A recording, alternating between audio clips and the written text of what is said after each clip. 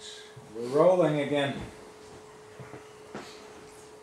Okay, the new Syllable version. At the moment it's still a development release. Next week I'll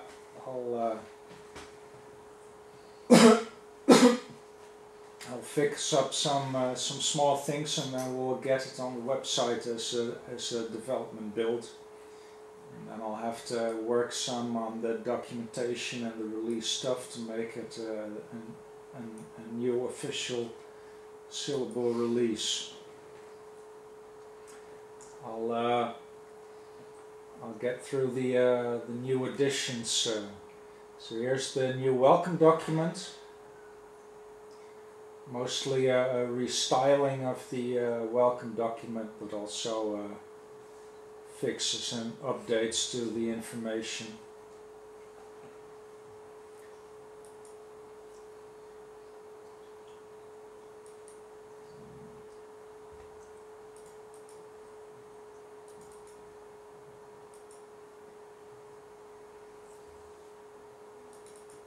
The rest of the documentation is mostly still the same.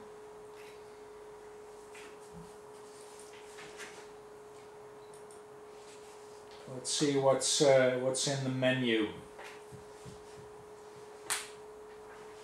It's also mostly still the same, but we have the 3D demos that we saw,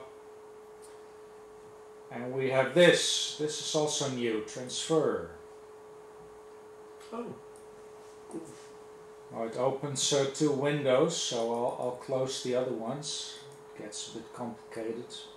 It's an FTP application. Yeah. This is our community project.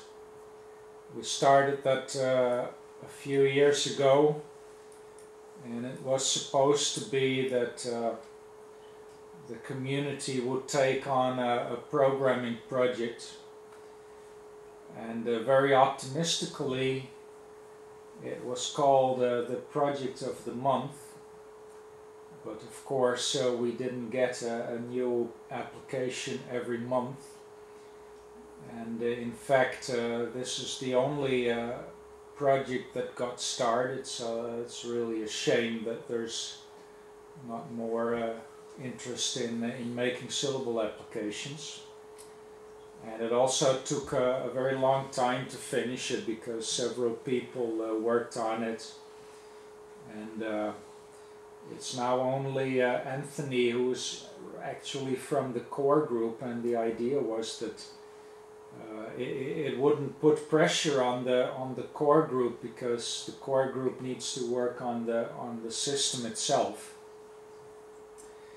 And an operating system is very highly parallelizable in the sense that you can make all sorts of applications for it, but people are mostly just waiting and looking and lurking.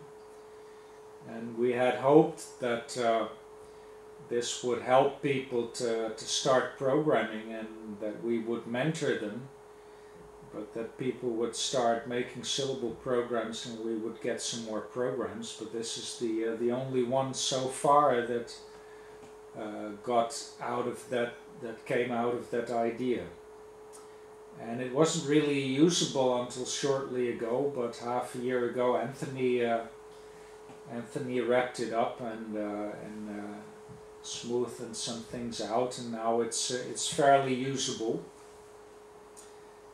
Let's see if I can make a small demo. We have a Syllable server running at home with a lot of Linux accounts, so let's see if I can think of one to log into. Bas, do you know the password of one of the FTP accounts? Not out of my head. I have it on my other desktop, I guess. Let's see if I can remember one. Sorry, of the FTP accounts. Yeah. Because I do know of our websites. Yeah, it's the same. Oh, I do know of the CMS. Yeah.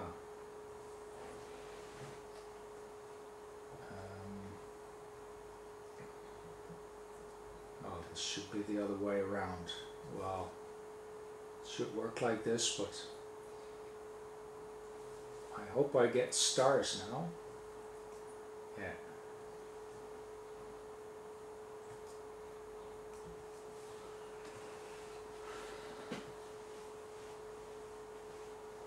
I think I remember this this password. Let's see if we get anything. Oh, connect. Oh, the host Host name is not correct. is apparently not valid. This, oh yeah, it's not. It's oh yeah, this is not defined as an FTP domain, only as a web domain, I think. I should have used it without the subdomain. No. Do we have a connection at all?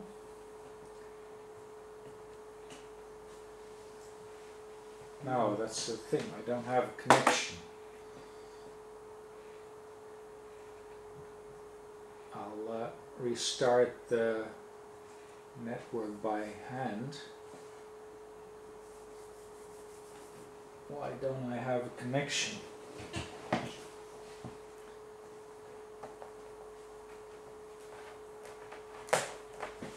We used to have a connection, but it's down again. I don't know why.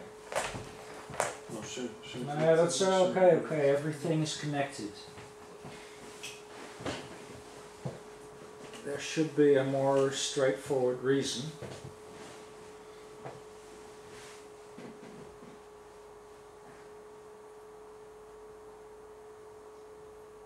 Well, maybe I'll try to restart in a while, see if that gets it working.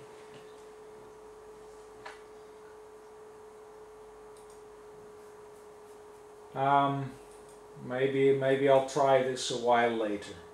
In any case, this is a fairly classic. The music player says progress window. It's not a music player. This is part of the of the FTP client. Oh, okay. That's what I said. When you start it, you get two windows. Oh, so it is download, pause, or stop. Yeah, same buttons as Yeah. as in a music player. This is a transfer player. See, you get two windows. Okay, yes. So you have two panels. This is the local view left, and right is the remote view. So you get the same file list there if you make the connection. And here's a crumb path. What's it called? The crumb trail. Yeah, crumb trail. So that's really very standard. It looks nice, the crumb trail. Yeah, it takes a little bit too much space, but it's okay. And I think you can drag and drop between them. I'm not sure, but I think you can drag and drop, and then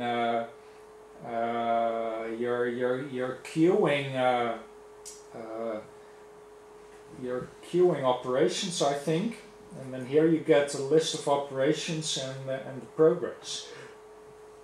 And with the same principle as a music player, you can see and control the progress here of the file transfers up and down that you've scheduled. And may I ask a question about it? Yeah. Can you turn off the FTP session and to go on further where you were, if you were half in the session of downloading a file? An FTP Resume. An FTP Resume, yeah, yes. I'm not sure if that is implemented, but it's not hard to do because this uses the curl library for the communication. The curl library is included in Syllable, I have a red binding for it, so you can write red programs on top of curl. The Syllable web browser has always used curl for communication, HTTP communication, and cookie management. And this transferer FTP client now also uses the curl library. And curl is a very mature library that has FTP Resume. So I'm not sure what you need to do to get curl to resume an FTP transfer, but it shouldn't be hard. But I don't know by heart if it's implemented in transfer yet. If it's not, that's typically one of the things that an outside programmer could do. I mean, it's all open source, the code is available, this was and still is the community project, we have a separate wiki site for it. And if you find that it does not support FTP Resume yet, then that's not hard to program, because the entire application is already there in C++, Syllable, C++, and it uses the well-known curl library, which is very well documented and very mature. And so I don't know if FTP Resume is supported yet, but if it isn't, then it's typically someone outside could implement and submit as a contribution if you like to have that feature. We know you have the capabilities, so. Okay. Does it work with ordinary files? So like Midnight Commander, not the Commander? If you can copy from local to local. Yeah? I don't think so, because it's entirely programmed on top of curl, and it was really meant as a transfer program. So I don't think so. On the other hand, this looks like an FTP client, but because it's programmed on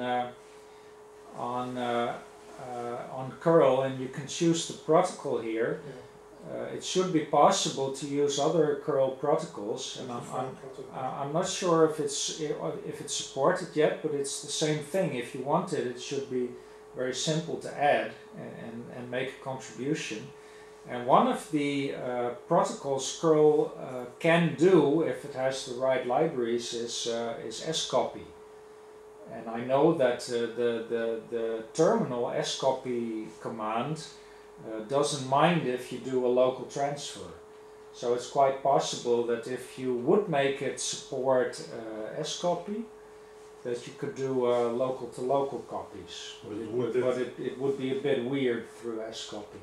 Would that be useful for certain use cases? Then you have a two-panel file manager. Okay. Because the standard file manager is a single icon window, and you can make. If you don't want something like this in your standard file. Well, the file metaphor in Syllable is that you have one filer with one window. And that if you want to copy, you have to open an extra window, and you have to arrange them on the screen to be able to copy between them. And the irritating thing about that is that you have to do a lot of manual window management. And well, my idea is that you should have much more advanced window management. I've been saying that for a decade, and that's one of the many things that still need to be implemented. But another solution is to have a two-pane file manager, which is very traditional for file managers, and then you have automatic window management because you always have two panes. But I mean, as far as I know, in KDE you have FTP and file management in one. Yeah, but that's a Conqueror thing. The mean, concept of Conqueror has always been that you should be able to do everything in the same program.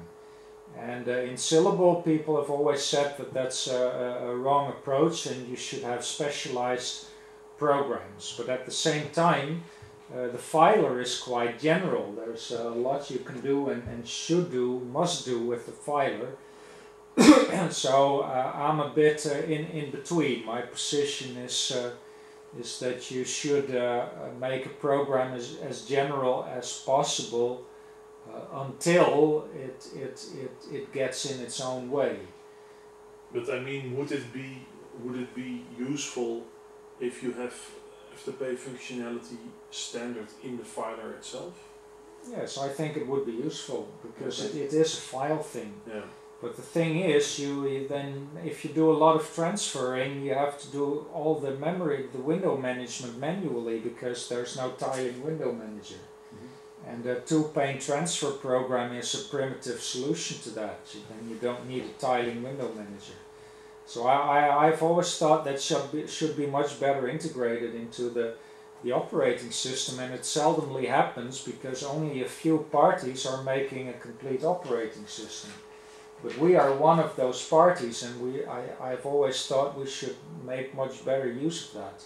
Now this is one of those things. I would rather have had FTP functionality in the standard filer and the tiling window manager to solve the window management problem than a separate FTP transfer program.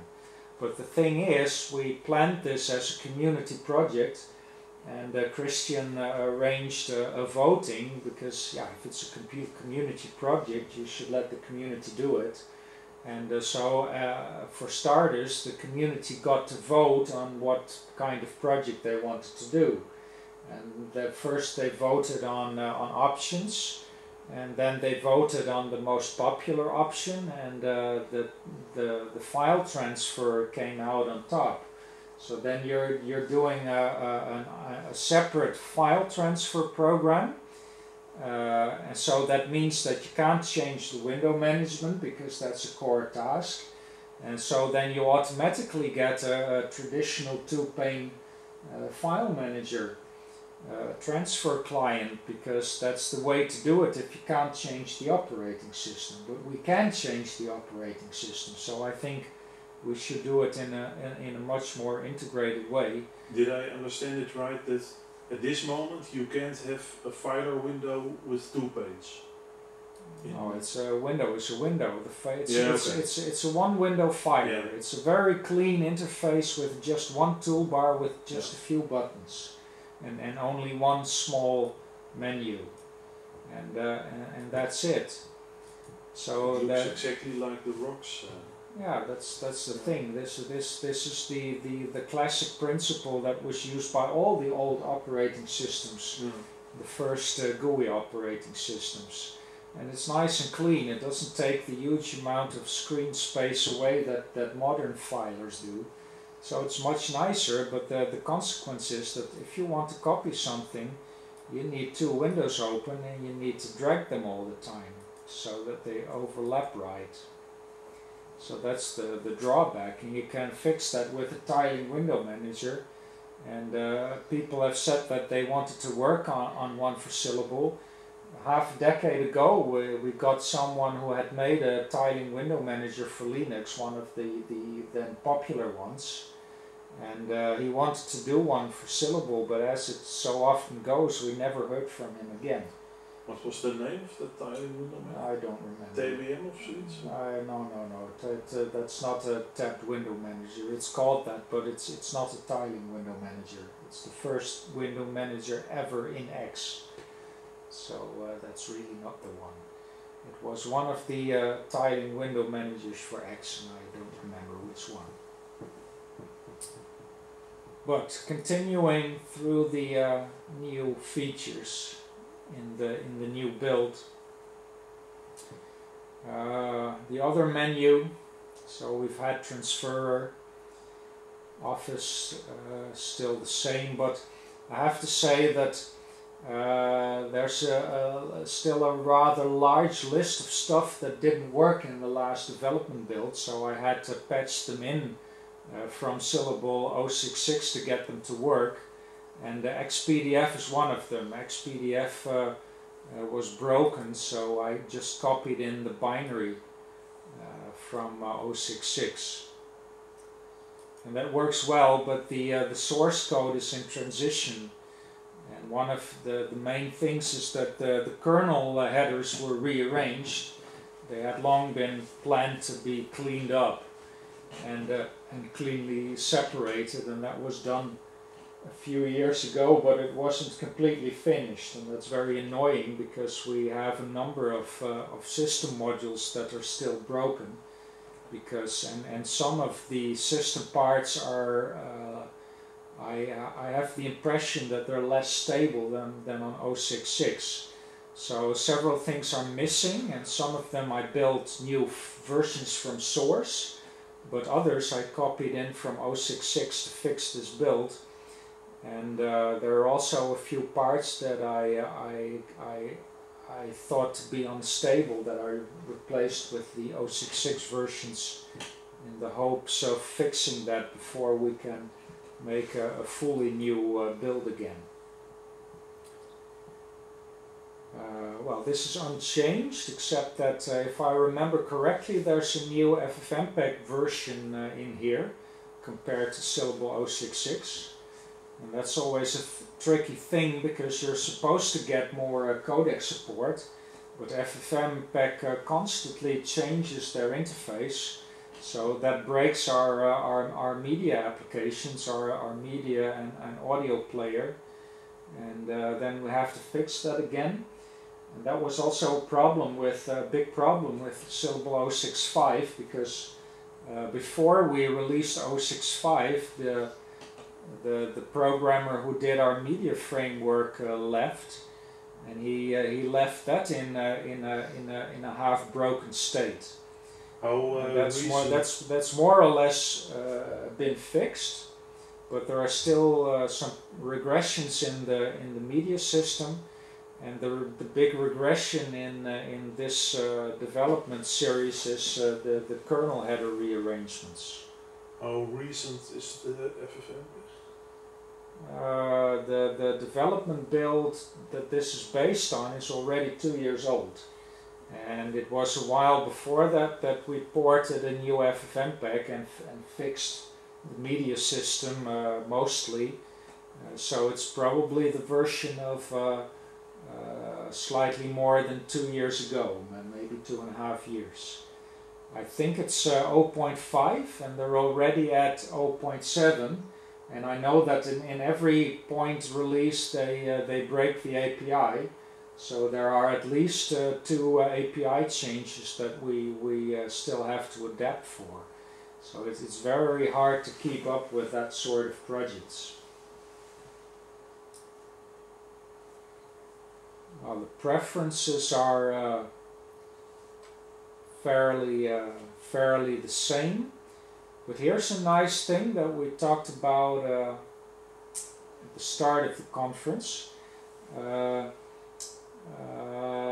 Before the previous build, Anthony implemented a feature to skip the password login, and that has never been in a stable Syllable release yet. So it's going to be in this upcoming release for the first time. If this is an extra new tab, and if I just click that box, then you can choose which user you want to have log in automatically without password. And at this time, only one account is defined, as you can see here, only the root account. So there's only one user to choose from right now. So if I show that now, we can also try to see if we'll get an internet connection again. Does Syllable on this laptop normally have network? Yeah, I just had network. Okay. No, now that you mention it, no, you're right. That's silly. It's the other laptop that has a connection. No, it's true. I can't demo that here. After the break, we can switch the laptops. Yeah, maybe. I should have stopped it in time. No, it's true. In this laptop, the video chip is not yet supported by a Syllable desktop. And we do have the driver for it, so I hope that it's only a matter of adding the PCI ID for this chip. But I haven't gotten around to that yet, so those are a few things that I still want to add to this development build.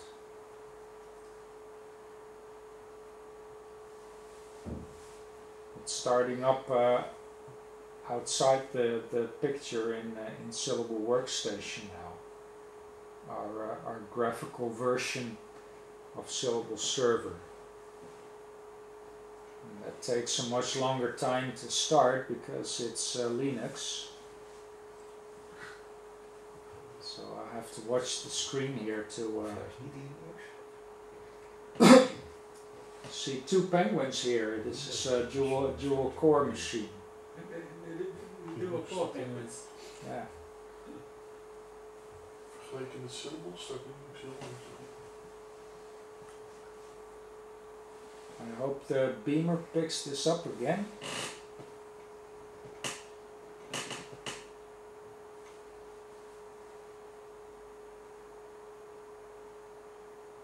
No signal. Yeah, I would just wait. It's looking for it. Yes, There it is. it's going. So,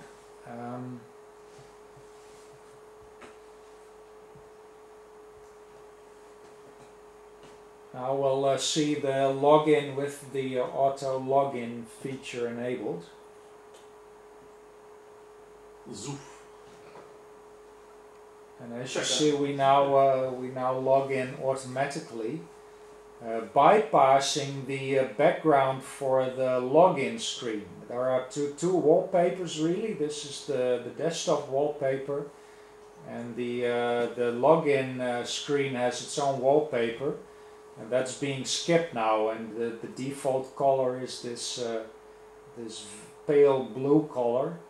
So that's why you saw a somewhat scary blue color for a while it was skipping the login.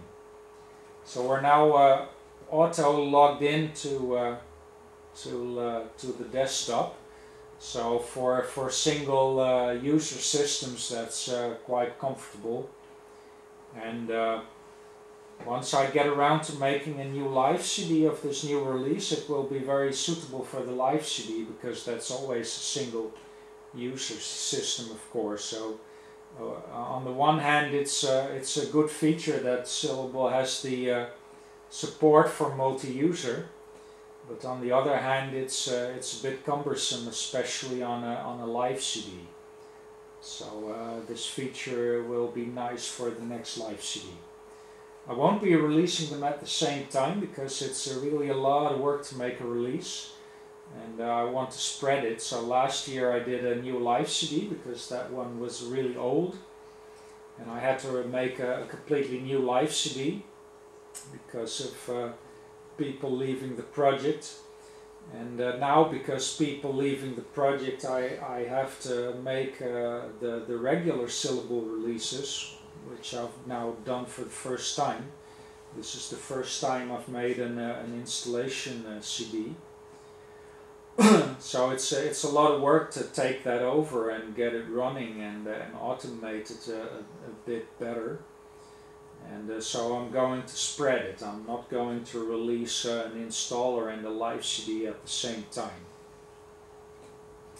And I'll probably also skip the update package to make it simpler for myself, because I'm really stressed for time, and I really have to look at priorities now, unfortunately.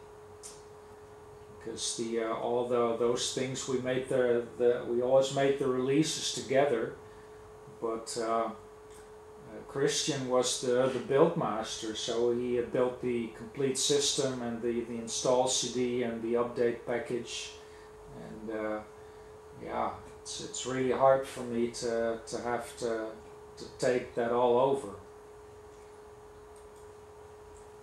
So we'll do it piecemeal from now on.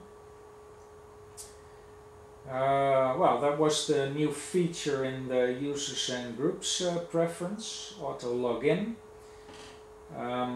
System tools. basically still the same, except that the system information program is also broken in the last development build. So this is another one that I've copied in from as binary from Syllable 066. But it reads the system, so it knows that the system it runs on is Syllable 067. And that base build is also quite old already, but it's patched a lot. So it's the source build is from 2010, but this binary collection is a mishmash of much newer stuff. And because I'm doing it that way, because I've also decided that a complete source build is too much work at this point, there won't be a single source package for this release, because it can't be made as a single snapshot from the CVS source tree. The source code can be reconstructed from the CVS tree, but I don't have the time to do that for this release. So the single source package will skip a release, like we also skipped a release for the live CD eventually.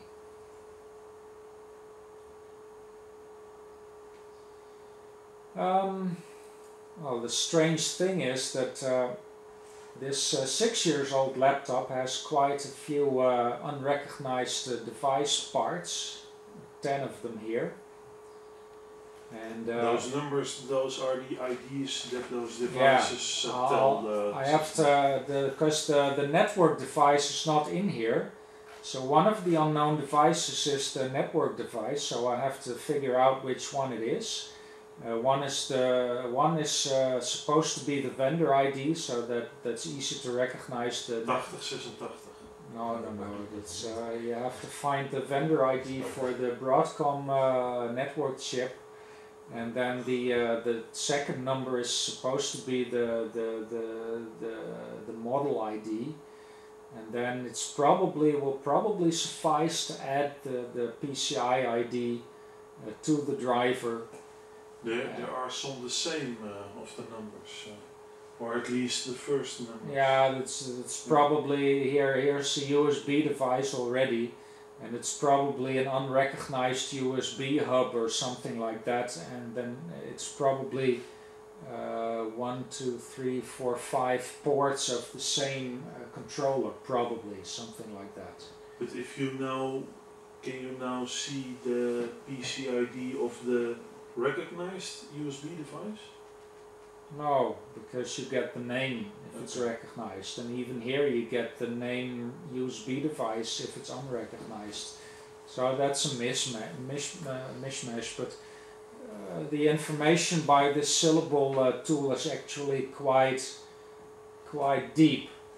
It's often that you don't get as much information, so but it doesn't give you everything it has. So to really get the information you want, you have to look a little deeper with LSPCI in Linux, for example. But this is a really good point for starting to look for unsupported devices, because if you do LSPCI in Linux, you get a list of everything that's there, I think. But here you get a very clear section of what's not supported, at least in Syllable. So this is a good place to start looking, and then you have numbers, and then you can take those numbers to look them up in Linux to get the real device they're for. But the rest is recognized. The video demos are quite alright, because this Intel integrated video chip is supported. And Intel is one of our drivers that has hardware overlay support, so the window back buffering is really okay. This is a bit weird. This is very standard Intel high definition audio, HDA, but it doesn't seem to work yet. So there's probably some deficiency in our standard HDA driver. So that's one thing that would be very good to fix, but that's not really my area of knowledge, so that's very hard for me to do, because I could do it if I wanted to, but it cost me really a lot of time, because I'd have to learn many new things, and I really can't make that a priority. And it's also typically the stuff that many more programmers can do, and I always try to focus on the stuff that not many people can do, so that they won't happen if I won't do them. And voor de oplettende lezertjes among you, the people in the know, that's the same thing that Bill Joy always said when he worked at Sun.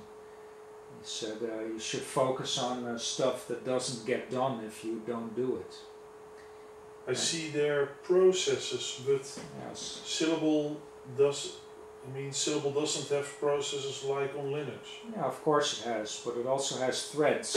Okay. And Linux doesn't have the really integrated threads. It's a bit vague. Because here you have a process ID, and here you have a thread ID. So you see here that it's strictly ordered in thread ID order. 1, 2, 3, 4, 5, 6, 7, 8, 9, 10, 11, and then 12 and 13 are missing. And those must be threads that have ended, so they're not running anymore. But you see that all those threads belong to the kernel, and the kernel is process 0. The kernel is always process 0, and the init process is process 1, always, traditionally. So that's logical. The kernel is process 0. It's not really a process, because the kernel creates the processes, and then the first real process is process 1, and that must be the init process. So the kernel is of course kernel space, and the init is the first user space process, so number 1. And you see that all these threads all belong, they're all kernel threads. They're threads inside the kernel. And the kernel threads in Syllable have very much the same status as userland threads. That's also very different in the threading system, because in Unix-like kernels such as Linux, threads are more something for user space, and within the kernel there are different mechanisms for threading, for concurrency. But in the Syllable, BOS, Amiga design, it's really the same thing. The kernel has tasks in Amiga, and here it has threads. And threads can be kernel threads or user threads. And if they're userland threads, then they're very much like threads in other systems such as Linux. But they also can be within the kernel, so the kernel can use its own threading implementation everywhere.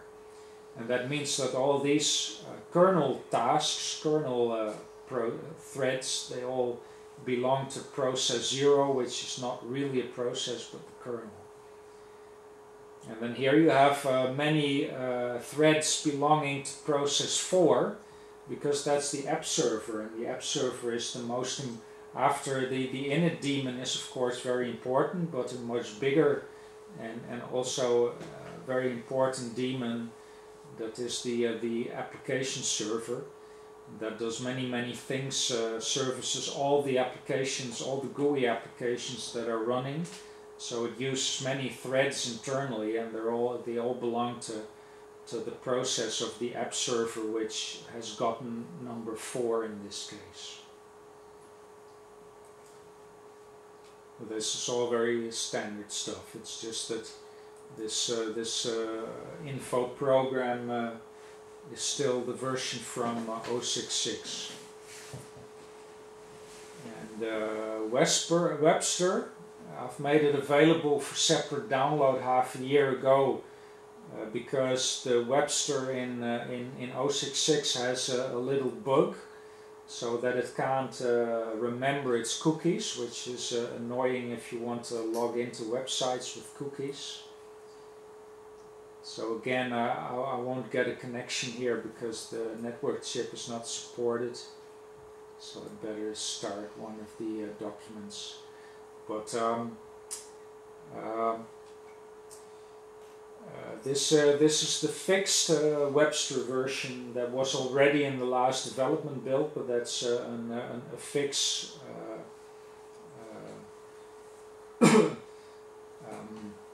relative to Syllable 066. You see that after the browser has started once, after that it starts much faster, because the huge WebKit libraries will still be in the disk cache, and some of them may even still be really loaded into memory. So if you start 2 of them, it should be even faster, because then the libraries are definitely already loaded, not even just in the disk cache.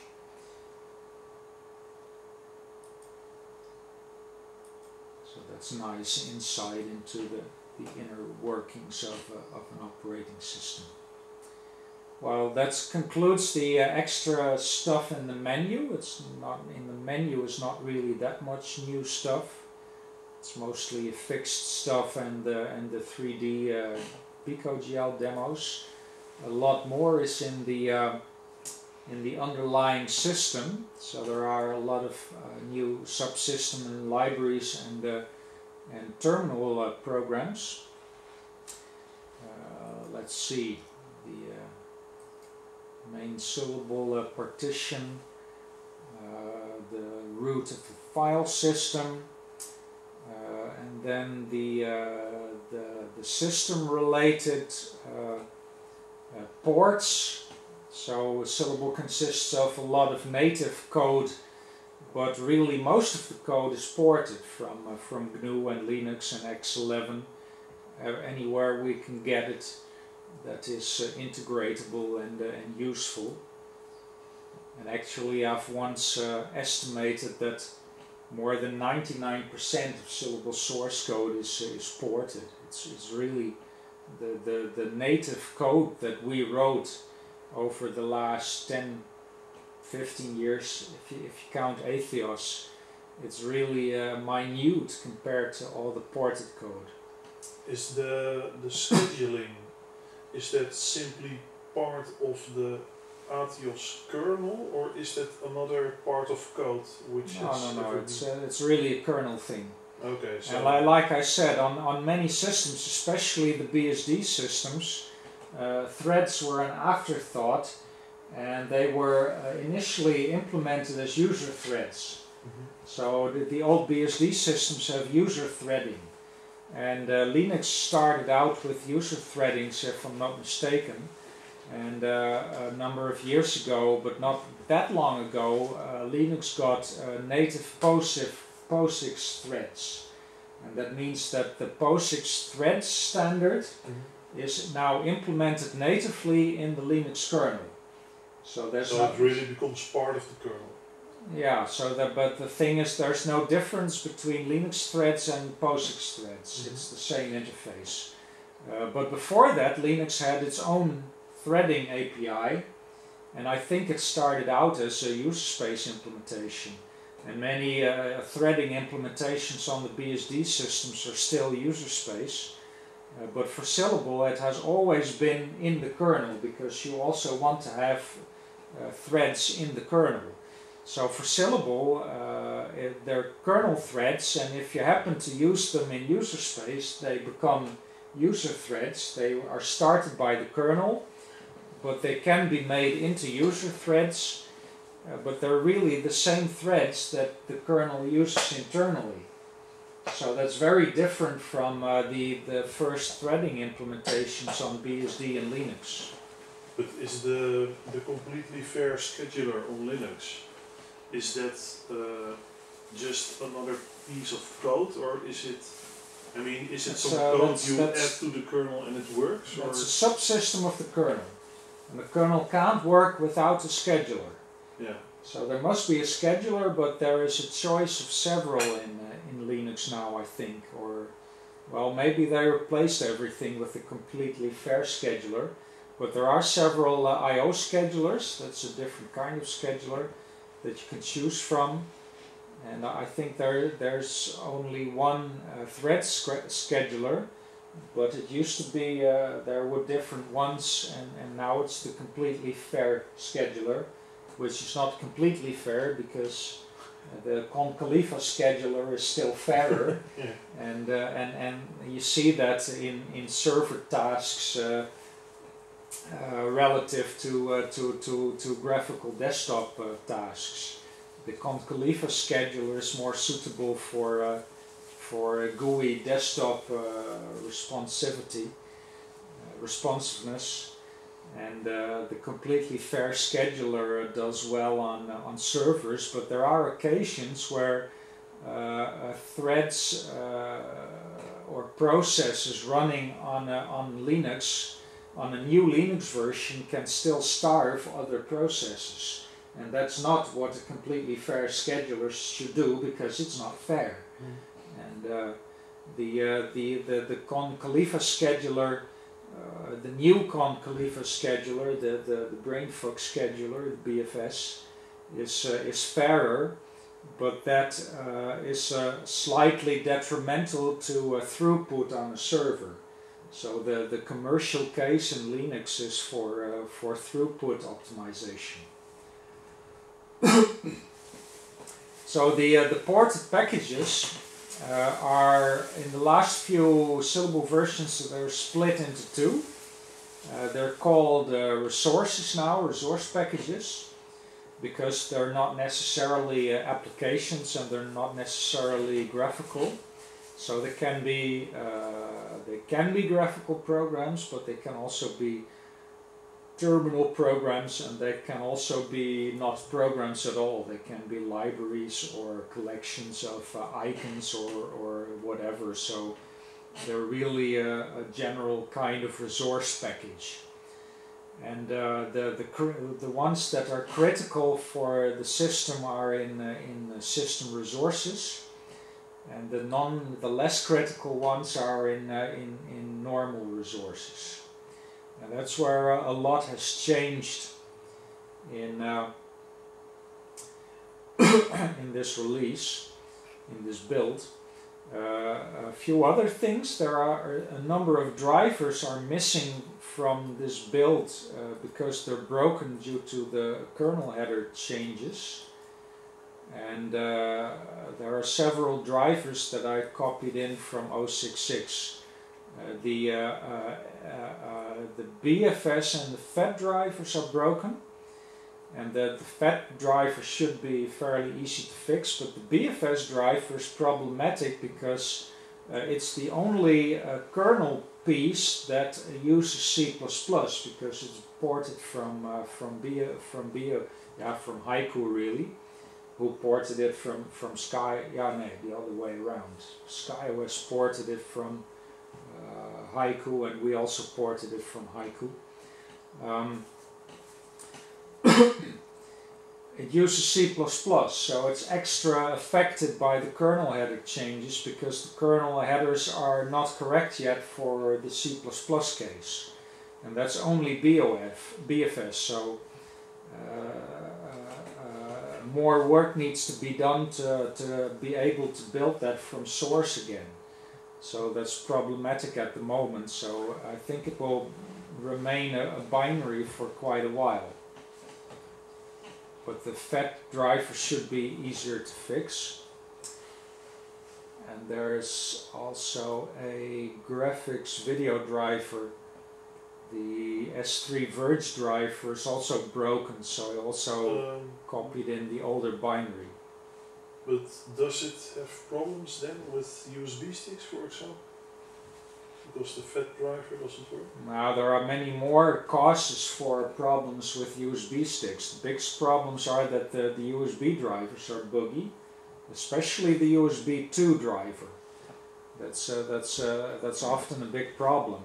And it's also possible that one of the big bugs which uses up memory, it's possible that it's in the SCSI driver actually, the SCSI emulation, which is used by USB mass storage.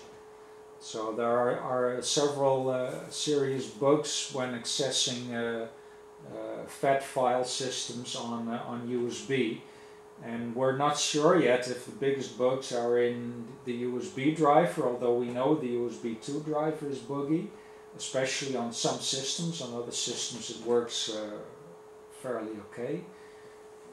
The USB mass storage driver could be buggy, and the SCSI emulation could be buggy. So there are several things that need to be debugged, so that can be a source of instability on different systems. So that's the drivers. That's the drivers are also mostly ported, but they're mixed with native Syllable enhancements. But this is real ported stuff. And here are a few fixes again. Curl was broken for another reason, and I haven't been able to compile it from source yet because it has dependencies and it's a bit more work. So this is also the old curl copied in binary. Sane is broken in the source compilation through also because I tried a new version, I think, so I have to roll that back to the old version. It's also a bit difficult to port because it needs changes, and the patch doesn't work anymore because Sane changed, so it needs to be ported again. It's also very annoying. Many third-party packages need new ports every year or something, or every few years. So Sane needs to be ported again before we can update the version. We have a new port for SDL actually. It's still 1.2.13, and we have a port for 1.2.14, but that's a lot of work to integrate. Because I usually don't get contributions in the proper form, and the form I get these patches in is that I still need to do a lot of work to integrate them in the build system and test them.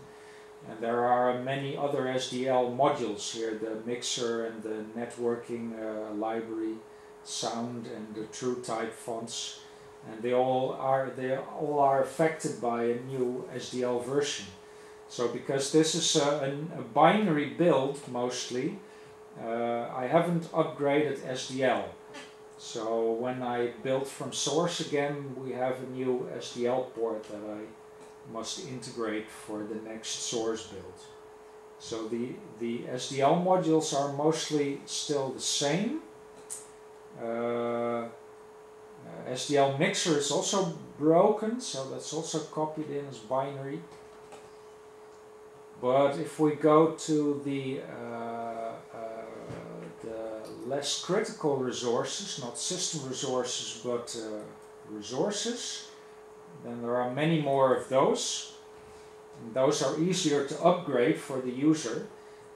The system resources are split off in the system directory so that they're actually harder to modify, so that they can't be modified by accident. Because if you modify and break one of the system packages, it's quite possible that the system won't start anymore, and you can't use the system itself to repair it. So it's by design that the system resources are not as much supported to change. What is supported in the build system is updating normal resource packages. So these packages are easier for a developer or someone doing his own compiling with the build system to upgrade or modify. And I've actually half a year ago, when BogleMips was working on all his SDL ports, he found a few bugs in our SDL port, which apparently no one had found yet in 10 years. So that's quite amazing, because they were fairly standard stuff. PNG images didn't work, and I think then I found that TIFF didn't work either. And many newer SDL programs have PNG images, but all the older ones have GIF and JPEG images. So nobody noticed that so far, because only very old games were ported. So that's really odd. So BogleMips found out, and we worked together on the Syllable forum to fix that. And then I released a new SDL image package and a new JPEG package, which is very oddly was necessary to fix the PNG support. So there are very strange dependencies all over third-party code. So here are newer libjpeg and SDL image packages, which fix the PNG and TIFF image support in SDL. And that means that all the ported SDL programs by BogleMips should now install without any further modifications, because many of those packages from BogleMips software site, if you want to install them, you also need to install this SDL image and JPEG package to get the newer, the more modern ones to run, because the fixes are in there. So they're now in a Syllable build, so that makes it a lot easier to install all those new SDL ports. The Sunbase is working? Yeah, that's we already had this, and it's in our downloads. It's been there for many years, and this is the one of the version 3 versions. Christian also made bug fixes in the system and performance improvements in the network stack. Network stack is still slow compared to Linux. Linux has a very optimized network stack by now for all the server companies. So it's still fairly slow, but it's not as slow as it used to be. One Direction was very slow. If you ran a Samba server, it was very slow, and downloading was fairly okay. But the other direction is now also okay, and you should be able to use this. At least you should be able to use SMB client from the command line, and it should also be possible to run your own Samba file server on Syllable, so you can run a file server that Windows machines can access. And but there's no GUI for it, so you have to know Samba, and you have to configure it in the command line, just like you do it on other systems. And as long as you know that, you can use it. Bas, question? No. Oh, I thought you had a question. Oh, no.